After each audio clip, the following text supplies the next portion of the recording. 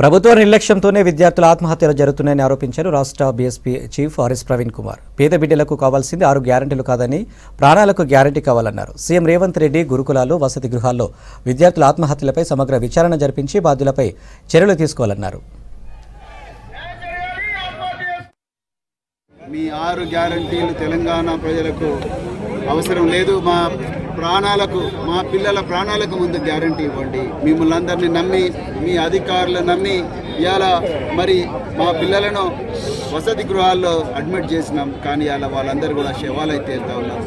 గత వారంలో భువనగిరిలో 2 పిల్లలు అనుమానాస్పద పరిస్థితుల్లో చనిపోయినారు.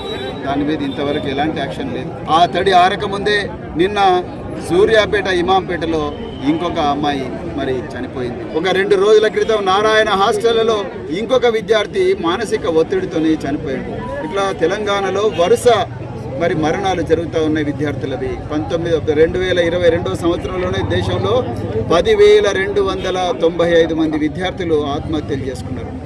చాలా ఘోరమైన పరిస్థితి. మరి తెలంగాణలో కూడా అదే విధంగా వరుస మరణాలు విద్యార్థులవి జరుగుతూ ఉన్నాయి. నేను ప్రభుత్వాన్ని ఒకటే రిక్వెస్ట్ చేస్తున్నా, దయచేసి ఈ వసతి గృహాల్లో, అది ప్రభుత్వ వసతి గృహమైనా, ప్రైవేటు వసతి గృహమైనా, ప్రభుత్వ పాఠశాలైనా మరి ప్రైవేటు పాఠశాలైనా తప్పనిసరిగా కౌన్సిలర్లు, సైకాలజిస్టులను నియమించాల్సిందే. విద్యార్థులు తీవ్రమైన ఒత్తిడికి లోనవుతూ ఉన్నారు.